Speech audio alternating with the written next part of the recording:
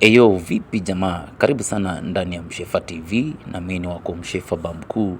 Hii ni television ambayo inakuletea burudani na matukio mahali popote ambapo ulipo, as long as uko na simu ya smartphone. Ikiwa ni mara yako ya kwanza kabisa kutazama, hakikisha umesubscribe na uweze kubonyeza alama ya kengele ili anytime tunakuwekea show mpya aisee unakuwa wa kwanza kujuzwa, au sio? Siku ya leo tuna uhondo kama uhondo, ambapo tuliweza kutembelea upande wa Zimmerman, ambapo jamaa mmoja ambaye anajulikana kama Mwangi ambaye amekuwa pale akiuza supu, mitura na vichwa vya mbuzi pale.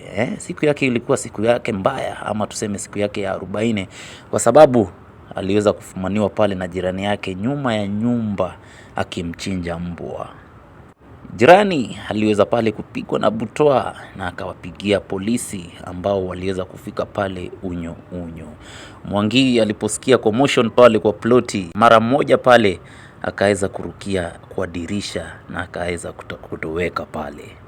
Lile tukio liliweza kuleta commotion pale, watu wakajaa sana, na polisi walipoingia kwa Mwangi ndani ya nyumba pale waliweza kupata vichwa 15 vya mbwa ambao Mwangi aliweza kuchinja na akauzia watu. Kwa hivyo wale watu wa Zimmerman pale ambao wamekuwa ni customers wa Mwangi aisee wamekuwa wakimla mbwa kwa siku mingi. Inasemekana pale Mwangi amekuwa kwa hii biashara kwa miaka 7 sasa. Mwangi aliweza kutoweka na sasa polisi wako kila mahali sasa wakimtafuta Mwangi. Leo imekuwa ni kinoma kama noma.